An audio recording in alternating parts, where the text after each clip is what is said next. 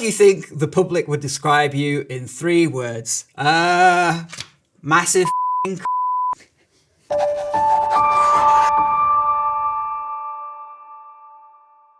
Hi guys, my name's James Skeet. I'm a Just Stop Oil protester, and today I'm having a look through your big black box to answer some of your adoring fan mail.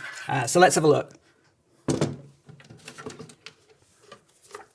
What oil do you cook with? So, contrary to popular belief, Just Stop Oil has no problem with cooking oil. Cooking oil is quite different to petroleum oil and the kind of oil that we're sort of talking about. But yeah, I'll cook with any and all kind of oil. My personal recommendation is roasting roast potatoes in coconut oil. Banging. What glue do you use to stick yourself to roads? How do you unstick? We've used various glues. There was like this ultra stick stuff that was like super strong, but unfortunately, if it mixes with fabric, it causes burns. So we had like some major problems with that. So we switched to a slightly less dangerous glue. You can unstick yourself with acetone if need be. However, due to sort of changes in the law over the last year, we haven't really done much in the way of road blocking. Like the consequences for like gluing on and locking on now are like pretty severe. So we tend not to do much of that at the moment. Is that the new Protest Act? That is the Public Order Act. The Public Order Act was written with the aid of the Policy Exchange. The Policy Exchange is in part funded by ExxonMobil. So we literally have oil companies writing the laws that are being used to take away all of our rights to speak out about what's happening. Great. What if someone dies in an ambulance you've blocked? Don't you feel guilty? Yes. Incredibly. In a sort of roadblock situation, one thing that you probably won't necessarily be aware is that there will always be an ambulance lane factored in. So there'll be people that aren't glued in that sort of situation in order to let emergency vehicles through. But that's not to diminish the fact that there is potential harmful consequences about stepping out on the road. So to my knowledge, no one's ever been hurt by a Just Stop Oil action. And out of hundreds and hundreds of roadblocks and marches, that's pretty good going. I suppose like the difficulty that most people have in kind of understanding it is the fact that what we're looking at is kind of like one step removed from what's happening on the road. Because in effect, what's happening on the road gets you in the news, which starts a discourse in the wider society. And that's where the political pressure comes about. And that's where you get the societal change. Do I feel good about disrupting people? Absolutely not. Is it the right thing to do in 2023? I think on balance, yes, it is. What is the biggest myth about Just Stop Oil? I suppose the biggest myth about Just Stop Oil is that the aim of Just Stop Oil is to end all oil and gas, which isn't the case. What Just Stop Oil is demanding is no new licenses or consents for fossil fuel exploration in the UK, which is like a really mainstream position. What we need to do is start transitioning away from oil and gas onto the clean, green renewables of the future. So why is it called Just Stop Oil then? One thing that you sort of see in the sort of political landscape over the last several years is like very complicated geopolitical sort of situations being sort of reduced down to like 3-word slogans or like, you know, a few word slogans like make America great again or get Brexit done or that sort of thing. And I think it's kind of to tap into that very simple message. The fact is that if we can get Just Stop Oil in the media, then that's an idea that we're sort of forcing right to the forefront of the public consciousness. And we've been highly successful with that. You know, we've forced this issue onto the front of the tabloids. You know, the Daily Mirror in recent months did a front page spread on new oil licenses entitled Just Stop Sunak. There's no way that would have happened before Just Stop Oil. Why do you target football matches people have paid hard-earned money to enjoy? I think that it's important to recognise that we take the actions that we do not because we like hate football or hate like tennis or anything like that. We're doing it because we love those things and we want them to continue. We've had 61,000 excess deaths last year due to extreme heat. You know, tens of thousands of people were washed out to sea in Libya. Southern Europe's been on fire. Canada's been on fire. You know, we are looking at the most critical point in human history.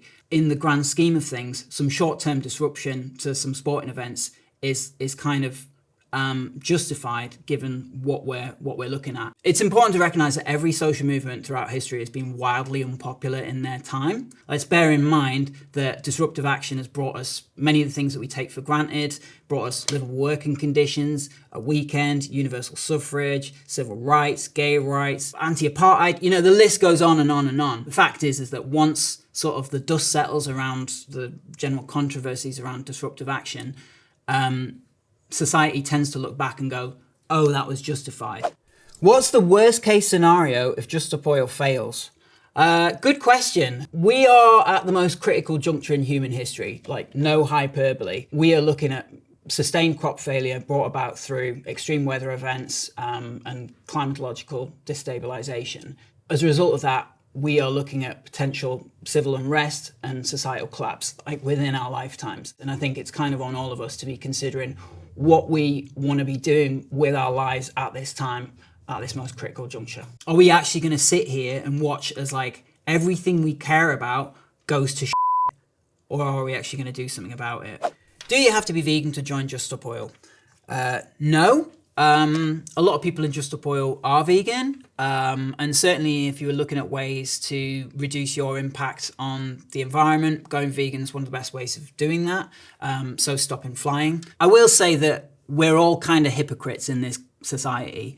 And realistically, the things that kind of we can do on an individual level is obviously important, but it is kind of microscopic in the grand scheme of things when you've got a government that's licensing new oil fields, for example, Rosebank, that's going to emit more than 28 whole countries combined. So like really we have to be looking at things on a systemic level if we actually want to be making significant progress on the climate crisis. But obviously it's cool if people want to make personal lifestyle choices to reduce their impact. How do you think the public would describe you in 3 words? Massive Do you think that's a fair representation of you? It's not what I would go for, but that's if we were to do a poll, I think that's probably what the general sentiment would be. Have you been arrested while protesting? Yes, I've been arrested many times. I've been arrested 13 times. I actually ended up in Belmarsh prison for a bit. Mostly I've been charged with things like aggravated trespass, highway obstruction, various things like that, basically. What would you say if someone called you a criminal? Obviously, I don't think I'm a criminal. I think that the people running the country are criminals. Is the government Yes. Would you die for your cause?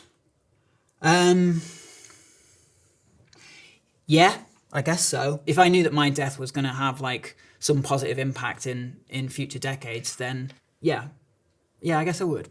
Don't you waste police time and citizen money when you protest? Arguably, yes.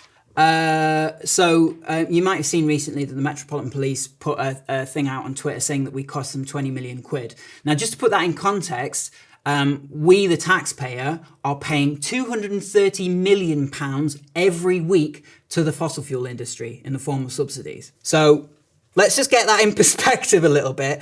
Now, in terms of like wasting police time, yeah, I'm not happy about it, and there's definitely better things that the police should be doing, namely going after the real criminals. We actually sent them a dossier of information detailing the crimes of various climate criminals, and they have failed to investigate that. I would say target the real criminals, and then we won't have to be on the road.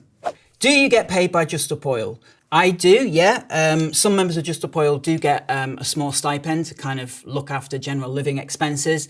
It's kind of like any other organisation where you've got to have a certain number of people on staff to kind of keep things ticking along. But an awful lot of people who get involved with Just Stop Oil are volunteers and dedicate a lot of their spare time into keeping the organisation running. Why the art? Why? Good question. Art actually has a long history of being involved in disruptive protests.